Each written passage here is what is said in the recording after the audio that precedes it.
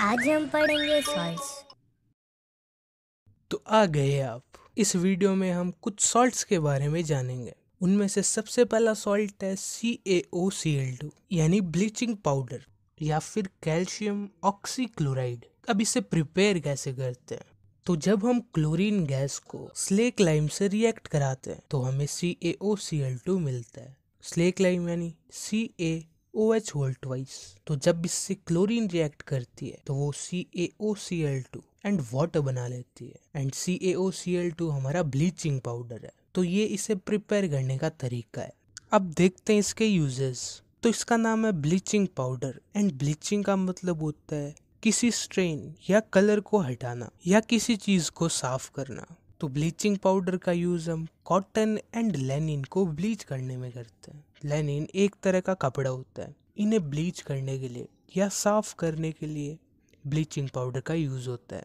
And paper बनता है would say. तो उस वुड पल्प को साफ करने के लिए भी हम ब्लीचिंग पाउडर का यूज करते हैं। एंड हम कपड़ों को ब्लीच करने के लिए भी ब्लीचिंग पाउडर का यूज करते हैं। इतनी चीजों को ये साफ कर सकता है। तो हमारे वाटर को भी ये साफ कर सकता है, यानी जर्म्स को मार सकता है। तो ये हो गया ब्लीचिंग पाउडर। ये कैसे बना एंड इसके यूजेस तुम्हें याद होने चाहिए। तो अब देखते हैं दूसरा सॉल्ट जो है बेकिंग सोडा यानी सोडियम हाइड्रोजन कार्बोनेट। का फॉर्मूला होगा सोडियम यानी Na, hydrogen H, carbonate CO3 यानी NaHCO3। तो ये बनाना बहुत आसान है पर थोड़ा लेंथी है। तो हमें करना क्या है, हमें लेना है कॉमन सॉल्ट, उसे पानी में मिलाना है एंड उसमें फूंक मारनी है एंड बाद में उसमें अमोनिया मिलाना है। तो हम NaCl को वाटर में मिलाएंगे यानी NaCl प्लस H2O करेंगे। फिर उसमें फूंक मारेंगे यानी उसमें CO2 मिलाएंगे तो प्लस CO2 एंड बाद में अमोनिया मिलाएंगे। अमोनिया होती है NH3। तो इस रिएक्शन से हमें मिलेगा NaHCO3 एंड NH4Cl। तो ऐसे हमें बेकिंग सोडा मिल गया एंड NH4Cl होता है अमोनियम क्लोराइड। तो ये बेकिंग सोडा बनाने की रेसिपी है एंड ये एक माइल्ड बेसिक सॉल्ट है। माइल्ड का मतलब वीक एंड हम इसे खाने में भी यूज करते हैं। तो अगर हमने इसे किसी खाने में डाल रखा है एंड वो खाना पक रहा है तो ये भी पकेगा यानी हीट होगा। तो जब ये हीट होता है यानी NaHCO3 जब हीट होता है तो Na2CO3 मिलता है, हमें H2O मिलता है एंड CO2 मिलता है। तो जब ये खाने में पकता है तो ये रिएक्शन होता है। इस रिएक्शन को तुम संभाल के रखना, आगे भी काम आएगा। एंड अब देखते हैं इसके यूजेस। ये बेकिंग पाउडर बनाने के काम में आता है। ये बेकिंग पाउडर क्या होता है, जब बेकिंग सोडा टार्टेरिक एसिड के साथ रिएक्ट करता है तो वो बेकिंग पाउडर बनाते हैं। इमली के अंदर जो एसिड होता है वो टार्टेरिक एसिड होता है। तो बेकिंग पाउडर हो गया NaHCO3। टार्टेरिक एसिड एक एसिड है एंड एसिड्स क्या देते हैं, H प्लस साइन। इसे ज्यादा कॉम्प्लिकेटेड नहीं बनाने के लिए हम सिर्फ H प्लस का यूज करते हैं। तो ये दोनों रिएक्ट करके हमें देंगे water, CO2 and sodium salt of acid. Acid कौन सा, टार्टेरिक एसिड। टार्टेरिक एसिड का सोडियम सॉल्ट हमें मिलेगा। तो ऐसे बेकिंग पाउडर मिलता है। तो इस रिएक्शन से जो ये CO2 निकली तो ये गैस खाने से बाहर निकलने की कोशिश करेगी एंड निकल भी जाएगी एंड निकलने के लिए ये अपना रास्ता बनाएगी। तो उस रास्ते की वजह से जिस भी चीज में ये रिएक्शन हो रहा होगा उसमें पोर्स हो जाएंगे एंड पोर्स की वजह से वो स्पॉन्जी हो जाएगा। तुम किसी भी स्पॉन्जी चीज को देखना, उसमें छोटे छोटे पोर्स होते हैं। जैसे ब्रेड एंड केक, वो स्पॉन्जी CO2 की वजह से ही होते हैं। तो जो इस प्रोसेस से CO2 बनी उससे cake and bread soft and spongy हो जाते हैं। एंड जब हमारे पेट में एसिडिटी होती है उस वक्त हमारे पेट में एसिड कंटेंट बढ़ जाता है एंड हमारा पेट दर्द करता है। उस वक्त अगर हम कोई बेस लें तो उस बेस से वो एसिड रिएक्ट करके सॉल्ट एंड वाटर बना लेगा एंड हमारी एसिडिटी दूर हो जाएगी। तो ऐसे बेसिस जो हमारे पेट के अंदर वाले एसिड के साथ रिएक्ट करते हैं उन्हें हम एंटासिड्स कहते हैं। एंड उन एंटासिड्स में NaHCO3 भी यूज होता है यानी बेकिंग सोडा एंटासिड्स में भी डलता है एंड ये सोडा फायर एक्सटिंग्विशर में भी काम में आता है। तो ये हो गए इसके यूजेस एंड प्रिपरेशन मेथड। अब हमारे दो सॉल्ट्स और रह गए। उन सॉल्ट्स में वाटर है यानी H2O मॉलिक्यूल्स है।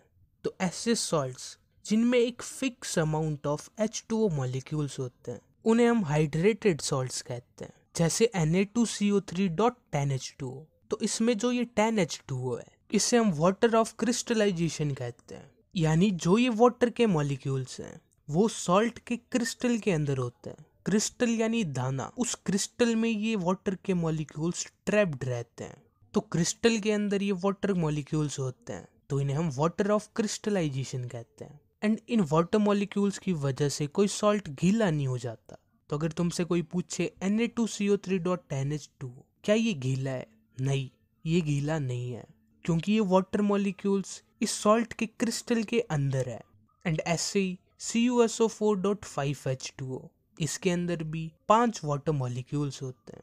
ऐसे सॉल्ट्स जिनमें ये वाटर ऑफ क्रिस्टलाइजेशन नहीं होता उन्हें हम अनहाइड्रेटेड सॉल्ट्स कहते हैं, जैसे NaCl, NaHCO3। ये अनहाइड्रेटेड सॉल्ट्स थे क्योंकि इनमें वाटर मॉलिक्यूल नहीं थे। तो अब हम कुछ हाइड्रेटेड सॉल्ट्स के बारे में पढ़ते हैं। पहला हाइड्रेटेड सॉल्ट है वॉशिंग सोडा। केमिकल फॉर्मूला है Na2CO3.10H2O। तो वॉशिंग सोडा बेकिंग सोडा से ही बनता है। मैंने थोड़ी देर पहले एक रिएक्शन के बारे में कहा था कि वो आगे काम आएगी, तो वो रिएक्शन बेकिंग सोडा को हीट करने पे होती है। वो रिएक्शन थी 2NaHCO3 on heating gives us Na2CO3 plus H2O plus CO2। तो यहाँ से हमें Na2CO3 मिल गया। अब कमी किसकी है? कमी है वाटर मॉलिक्यूल्स की। तो हम इस सॉल्ट को जो है Na2CO3 इसे 10 H2O मॉलिक्यूल्स के साथ रिएक्ट करा दें, तो वो H2O मॉलिक्यूल्स इसके क्रिस्टल में घुस जाएंगे एंड बन जाएगा Na2CO3.10H2O। तो ऐसे हमारा वॉशिंग सोडा बन गया। हमने करा कुछ नहीं, बेकिंग सोडा को लिया, उसे हीट करा, उससे जो सॉल्ट मिला उससे पानी में मिला दिया, उसे पानी से रिएक्ट कराया एंड हमारा वॉशिंग सोडा मिल गया। तो वॉशिंग सोडा के यूजेस देखते हैं। वॉशिंग सोडा को हम glass, paper and soap industry में काम में लेते हैं। एंड क्योंकि इसका नाम वॉशिंग सोडा है तो इसे हम as a cleaning agent use करते हैं। एंड इसका एक और काम है, 2 तरह का वाटर होता है, एक होता है नॉर्मल वाटर एंड एक होता है हार्ड वाटर। तो जो हार्ड वाटर होता है उसकी हार्डनेस को दूर करने के लिए वॉशिंग सोडा काम में आता है। तो ये हो गया वॉशिंग सोडा। अब एक हमारा लास्ट सॉल्ट रह गया जो है प्लास्टर ऑफ पेरिस या फिर CaSO4.5H2O। आधा पानी का मॉलिक्यूल थोड़ी हो सकता है, तो ये हाफ H2 एक्चुअल में एग्जिस्ट नहीं करता, पर 2 CaSO4 मॉलिक्यूल्स के साथ एक H2O जुड़ा हुआ होता है, तो ये असल में ऐसे एग्जिस्ट करता है। पर क्योंकि हम यहाँ पर एक CaSO4 की बात कर रहे हैं तो उसके साथ हम हाफ H2O लिखते हैं, क्योंकि 2 के साथ एक H2O जुड़ा हुआ है तो एक के साथ हाफ H2O होगा। तो इसका फॉर्मूला है CaSO4.5H2O। Ca यानी कैल्शियम, SO4 यानी sulphate and half H2O, half को हम कहते हैं हेमी, H2O हाइड्रेट। तो इसका केमिकल नेम हो गया कैल्शियम सल्फेट हेमी हाइड्रेट। तो अब इसे बनाते कैसे हैं? इसे बनाने के लिए हम जिप्सम को 373 केल्विन पर हीट करते हैं, तब वो अपने वाटर मॉलिक्यूल्स लूज कर देता है एंड बन जाता है CaSO4.5H2O या फिर प्लास्टर ऑफ पेरिस। तो हमने जिप्सम को लिया, उसे हीट करा एंड हीट 373 केल्विन पर करा एंड हीट करने पे उसने अपने वाटर मॉलिक्यूल्स लूज कर दिए एंड बचा आधा वाटर मॉलिक्यूल एंड वो बन गया CaSO4.5H2O। एंड यही है हमारा प्लास्टर ऑफ पेरिस। तो इस प्लास्टर ऑफ पेरिस से हम फिर से जिप्सम बना सकते हैं। प्लास्टर ऑफ पेरिस होता है CaSO4.5H2O। अगर इसके साथ 1.5 H2O रिएक्ट करे तो वो बनेगा CaSO4.2H2O। Half H2O plus 1.5 H2O, पूरा 2H2O बन गया एंड यही है जिप्सम। तो हम जिप्सम को हीट करके प्लास्टर ऑफ पेरिस बना सकते हैं एंड प्लास्टर ऑफ पेरिस से फिर से जिप्सम बना सकते हैं। तो अब इस प्लास्टर ऑफ पेरिस के यूजेस देखते हैं। तो जब किसी की हड्डी वड्डी टूट जाती है तो डॉक्टर्स प्लास्टर ऑफ पेरिस से ही उन फ्रैक्चर्ड बोन को सपोर्ट देते हैं एंड टॉयज बनाने के काम में भी ये यूज होता है और इंटीरियर डेकोरेशन के लिए भी इसे हम यूज करते हैं। तो ये हो गया हमारा प्लास्टर ऑफ पेरिस एंड यहाँ पर ही हमारा ये चैप्टर खत्म होता है। तो इस चैप्टर में जितने भी रिएक्शंस हैं उन्हें तुम एक पेज पे लिख लो एंड उसे रोज देखा करो, ऑटोमेटिकली वो तुम्हें याद हो जाएंगे। तो अब मिलते हैं अगले चैप्टर के अंदर।